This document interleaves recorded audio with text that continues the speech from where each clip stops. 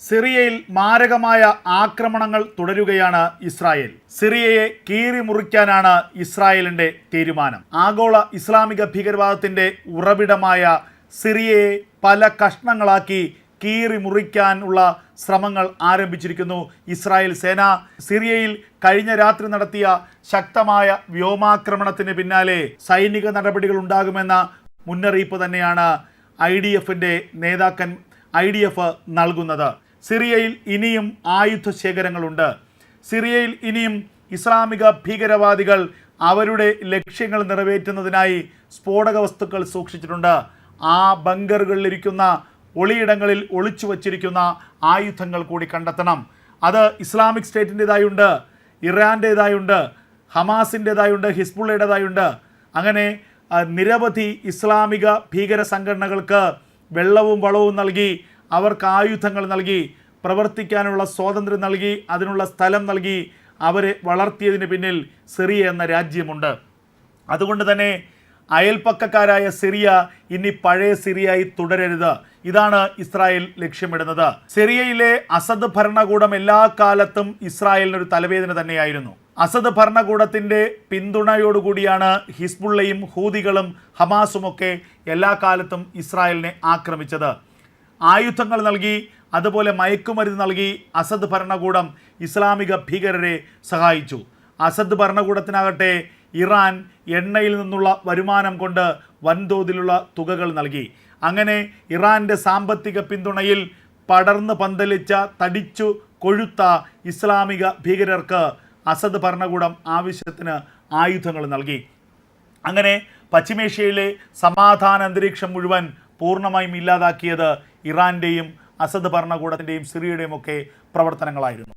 അതുകൊണ്ട് തന്നെയാണ് ഇനി ഇസ്രായേൽ എന്ന രാജ്യത്തിനോ അതിനൊപ്പം ചിന്തിക്കുന്ന മറ്റു രാജ്യങ്ങൾക്കോ ആ മേഖലയിൽ കഴിയണമെങ്കിൽ ഈ ഇസ്ലാമിക ഭീകരവാദികൾ പൂർണ്ണമായും ഇല്ലാതാകണമെന്ന ചിന്ത അവരിലുണ്ടായത്.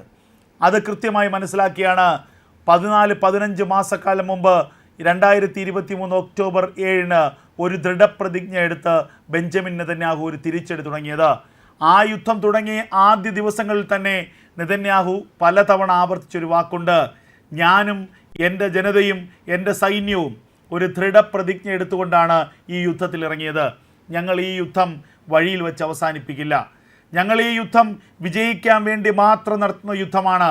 ഒക്ടോബർ 7 ഞങ്ങളുടെ രാജ്യത്തേക്ക് നുഴഞ്ഞു കയറി ഞങ്ങളുടെ രാജ്യത്തെ ജനങ്ങളെ ദ്രോഹിച്ച, പിഞ്ചു കുട്ടികളെ അടക്കം കൊന്നു തള്ളിയ ഇസ്ലാമിക ഭീകരന്മാരുടെ സമ്പൂർണമായ അന്ത്യം കണ്ട ശേഷം മാത്രമേ ഞങ്ങൾ ഈ യുദ്ധം അവസാനിപ്പിക്കൂ. ആ വാക്ക് ഇതുവരെ അക്ഷരം പ്രതി അനുസരിക്കുകയാണ് ബെഞ്ചമിൻ നെതന്യാഹു ചെയ്തിരിക്കുന്നത്.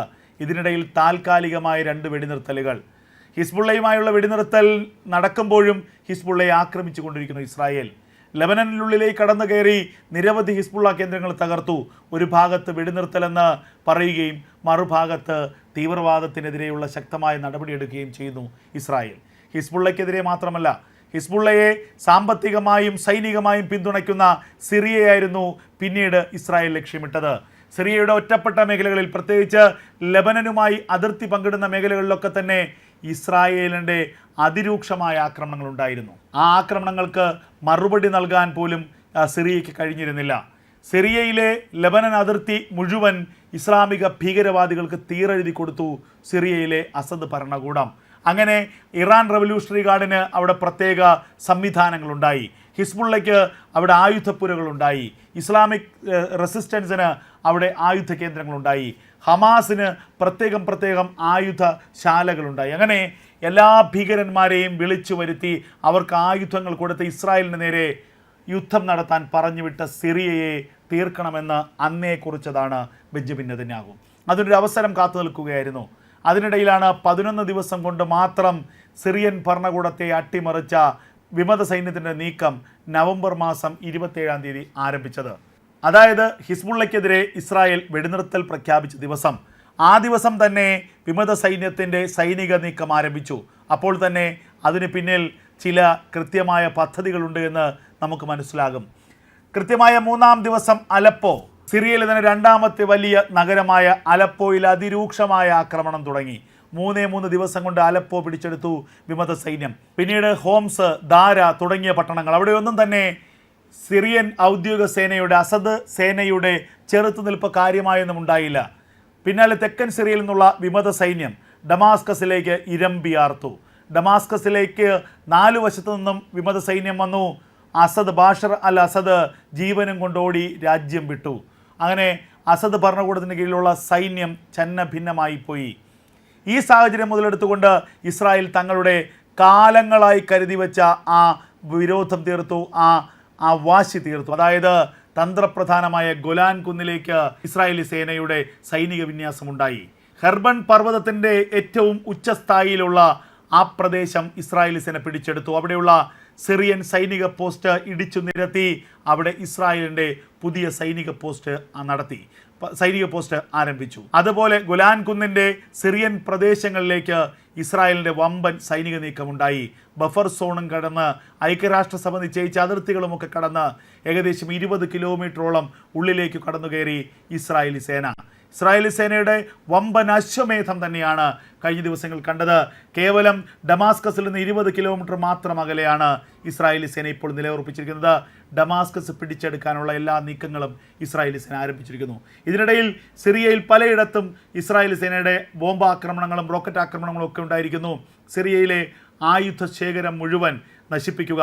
ഒരു കാരണവശാലും സിറിയയിലെ ഒരു തുരുമ്പ് പോലും, ഒരു പൊട്ടാസ് പോലും ഹമാസിനോ ഹിസ്ബുള്ളയ്ക്കോ ലഭിക്കരുത്. കഴിഞ്ഞ ദിവസം സിറിയയിൽ നടത്തിയ ആക്രമണം സംബന്ധിച്ച് ഇസ്രായേൽ പ്രധാനമന്ത്രി ബെഞ്ചമിൻ നെതന്യാഹുവിൻ്റെ ഒരു സ്ഥിരീകരണം ഉണ്ടായിരുന്നു, ഒരു പ്രതികരണം ഉണ്ടായിരുന്നു. അതിൽ അദ്ദേഹം വ്യക്തമാക്കിയത്, ഞങ്ങൾ സിറിയയെ ആക്രമിച്ച് സിറിയയിൽ അവശേഷിക്കുന്ന ആയുധങ്ങൾ നശിപ്പിച്ചില്ലായിരുന്നുവെങ്കിൽ ആ ആയുധങ്ങൾ കവർന്നെടുക്കാൻ, കൊള്ളയടിക്കാനുള്ള ശ്രമത്തിലായിരുന്നു ഇറാൻ ആ ആയുധങ്ങൾ ലക്ഷ്യമിട്ടായിരുന്നു സിറിയയിൽ തങ്ങിയത്. വൻതോതിലുള്ള സ്ഫോടക വസ്തുക്കൾ ഇറാന് ആവശ്യമായിരുന്നു. ഇറാൻ്റെയോ അല്ലെങ്കിൽ ഹിസ്ബുള്ളയുടെ കൈകളിൽ ആ ആയുധങ്ങൾ എത്തിയിരുന്നുവെങ്കിൽ അതാദ്യം പ്രയോഗിക്കുക ഇസ്രായേലിന് നേർക്കാകുമായിരുന്നു. ഒപ്പം സിറിയയിലെ ഈ ആയുധശാലകൾ ആക്രമിച്ച് നശിപ്പിക്കുകയും ചെയ്തത്. അതിന് പിന്നാലെ കഴിഞ്ഞ ദിവസമുണ്ടായ ആക്രമണത്തിൽ ഇറാൻ്റെ അധീനതയിലുള്ള, ഇറാൻ റവല്യൂഷണറി ഗാർഡിൻ്റെ അധീനതയിലുള്ള ഒരു സ്ട്രാറ്റജിക് ടണലാണ് തകർത്തത്. അതിനുള്ളിൽ 100 കണക്കിന് ബാലിസ്റ്റിക് മിസൈലുകൾ തൊടുക്കുവാൻ തയ്യാറാക്കി സജ്ജീകരിച്ചിട്ടുണ്ടായിരുന്നു. അവ ലക്ഷ്യമിട്ടത് ഇസ്രായേലിനെ ആയിരുന്നു. അപ്പോൾ സിറിയയിലെ ബസദ് ഭരണകൂടം അട്ടിമറിക്കപ്പെട്ട ശേഷവും അവിടെ ഭരണം പിടിച്ച വിമത സൈന്യത്തെയും ഇസ്രായേൽ മുഖവിലക്കെടുക്കുന്നില്ല, വിശ്വാസത്തിലെടുക്കുന്നില്ല. ഏത് നിമിഷവും ഒരാക്രമണം ആ വിമത സേനയുടെ ഭാഗത്തു നിന്ന് ഇസ്രായേലിന് നേരെ ഉണ്ടാകാമെന്ന് ഇസ്രായേൽ കണക്കുകൂട്ടുകയും ചെയ്യുന്നു. അത്തരമൊരു സാഹചര്യം ഒഴിവാക്കണം. അതിനുവേണ്ടിയുള്ള പരിശ്രമത്തിലാണ് ഇപ്പോൾ ഇസ്രായേൽ. അതിനൊപ്പം തന്നെ ഇറാനെയാണ് അടുത്ത് ഇസ്രായേൽ ലക്ഷ്യം വയ്ക്കുന്നത്. ഇറാനെ തീർത്താൽ പശ്ചിമേഷ്യയിൽ സമാധാനമുണ്ടാകും. ഇറാൻ എന്ന ക്യാൻസറിനെ തീർക്കണം. അതിന് മുന്നോടിയായി ഇറാൻ്റെ ആണവ കേന്ദ്രങ്ങളെ പൂർണ്ണമായും തകർക്കണം. ഡൊണാൾഡ് ട്രംപിൻ്റെ വമ്പൻ പ്രസ്താവന കഴിഞ്ഞ ദിവസം ഉണ്ടായിരുന്നു. താൻ അധികാരമേറ്റെടുത്താൽ ആദ്യം എടുക്കുന്ന തീരുമാനം ഇറാനെ ആണവമുക്തമാക്കുക എന്നതായിരിക്കും. ഇറാൻ്റെ ആണവ നിരായുധീകരണമാണ് തൻ്റെ ഏറ്റവും വലിയ ആദ്യത്തെ ലക്ഷ്യം. അത് നടപ്പാക്കുക തന്നെ ചെയ്യും. അതിനു മുൻപ് ഇറാൻ എന്തെങ്കിലും പ്രകോപനമുണ്ടാക്കിയാൽ ഇസ്രായേലിൻ്റെ നടപടി അക്കാര്യത്തിലുണ്ടാകും. അതിൽ യാതൊരു സംശയവുമില്ല എന്നും കഴിഞ്ഞ ദിവസം ഡൊണാൾഡ് ട്രംപ് വ്യക്തമാക്കി. കാര്യങ്ങളേറെക്കുറെ വ്യക്തമാണ്. അമേരിക്കയും ഇസ്രായേലും ചേർന്ന് ഇറാനെ ഉടൻ ആക്രമിക്കുമെന്ന കാര്യത്തിൽ ഒരു തർക്കവുമില്ല. ഇറാൻ്റെ ആണവ കേന്ദ്രങ്ങളെ, ഇറാൻ്റെ എണ്ണപ്പാടങ്ങളെ ലക്ഷ്യമിട്ടുള്ള ആക്രമണമായിരിക്കും ഇനി ഉണ്ടാവുക. അത് ഉണ്ടായാൽ ലക്ഷക്കണക്കിന് ആളുകളായിരിക്കും അതിൽ മരിക്കുക.